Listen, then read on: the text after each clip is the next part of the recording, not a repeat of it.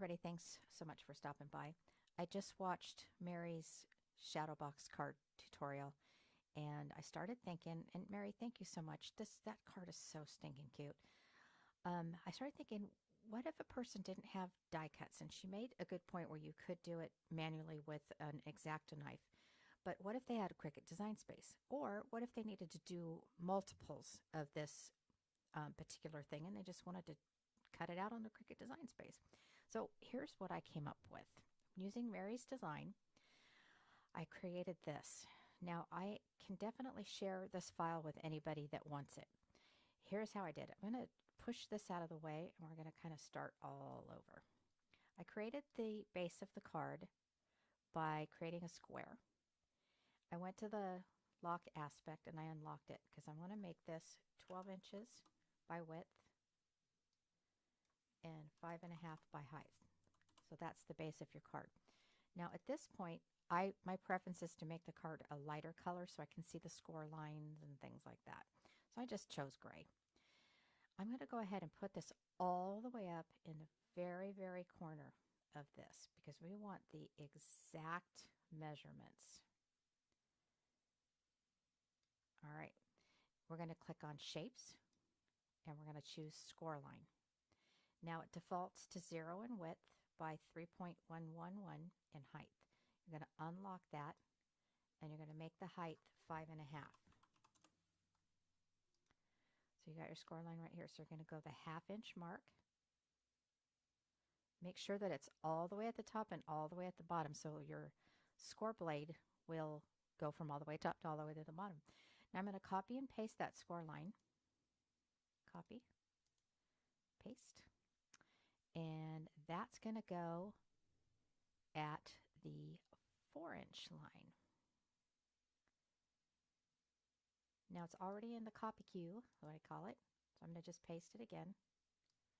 Bring it over to the 4.5. Paste it again. And bring this over to the 8. Okay, super important step here. Attach it right now. Because if for any reason you bump it or move it, it's going to mess up your score lines. So I'm going down here to the right corner and I'm clicking on Attach. Now you need to put your shape in. You want to make sure that you put your shape on the side where you have the 1/2 inch score line and then the 4 and the 4.5. You don't want to do it on that 4-inch side of the right card because that's going to be the front of your card. Now you can put any shape you want in here. You can put your circle. Of course you want to, size it the way you want it. You can put square or triangle, whatever you want to do. But for this one, I'm going to go ahead and do the rectangle like she did. So I created my rectangle or my square at this point. I'm going to create that rectangle. Now, I did it the width at 3.5. You can make it smaller. And I went ahead and did the height at 4.5. And that's going to go right in there. Actually, let me take that back. I did do a 3. I did a 3.0. Now, at this point, it's tricky because you're not going to be able to align this horizontally or vertically because that square will end up in the middle here somewhere. So you kind of got to eyeball it. Now, I don't know if you guys are aware of this, but if you're clicked on any shape that you're in, if you use your arrow keys up and down or sideways, it moves your image. You don't always have to use your mouse. I didn't know if anybody knew that. I stumbled on that accidentally. So, all right, so that's that. And I want to attach this. So, going to just start from the bottom and go up. I see that it's attached because I can see that blue line around it. I'm going to go down to that bottom right margin again and click on Attach. All right, so now we have 2 of these. Okay, so another trick I got to tell you. When you're going to place this on the mat, I'm actually going to get rid of one of these for the purpose of explaining this. When you place your paper on the mat, you do not want to put it up in this corner here because Cricut Design Space doesn't allow you to have a 12-inch size piece of paper unless you have a 12 by 24-inch piece of paper and a mat. So we're going to kind of trick it here. Now, if you have the 12 by 24 mat and you have a 12 by 24 paper, you can do that. That's fine. But if you don't, here's the trick.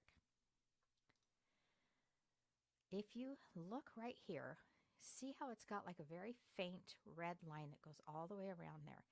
You kind of want to pretend like you see that on your real mat, not this virtual mat, but the real mat. And there's just like maybe an eighth of an inch that's from the top and the side. That's where you want to put your paper, because when it cuts, it comes down a little bit. It doesn't start cutting up here on this line right there. It comes down a little bit. So it's going to cut your 12 by 12 just down. It's just a sliver, sliver, sliver, sliver all the way down. And you can see here that it is down a little bit from the 12 as well, because you've put it all the way down here, the eighth of an inch. It's really hard to explain. Okay, I'm going to put the mat in front of you, and I'm going to show you how it cut out.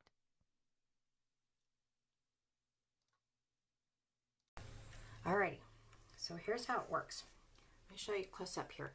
See how I put it down on the line there by the, I don't know, that's not really an inch, but the 1 and the 1, it flipped the mat around. You can see that it's kind of the upside down way, but that's how I used the measurements. Now what it did was the blade came down, and it, you know, it was like it was cutting, but it was right on the edge there, right on the edge there, and then it came down here right on the edge there, and then it cut on the 5 1/2. Then it cut the rectangle out. Now I went ahead and took a pencil and marked the score lines because the paper's so light I was having a hard time seeing it. I just have old lady eyes. Play around with it though. You'll see what's best for you on how you want to put it on the mat. So you're going to go ahead and fold your score line. And I guess, you know, if you really couldn't see the score lines, you could get your scoreboard out. But it kind of defeats the purpose if you're trying to get something done quickly. You know, if you're trying to do multiples. So I'm just going to use my bone folder here. And is it called a bone folder if it's Cricut? I don't know. All right, and then I'm going to go ahead and do this as well. Turn this around here. And use this as a guide.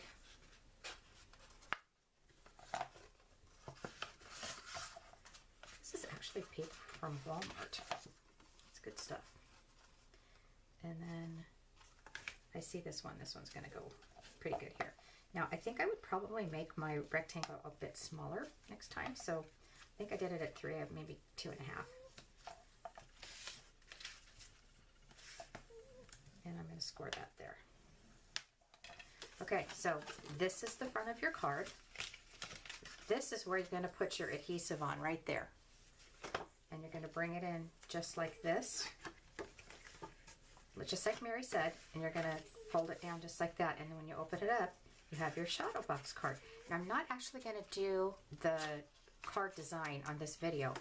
The purpose of this one is to show you how it can be done on the Cricut Design Space. And Mary, thank you so much. This is such an adorable card.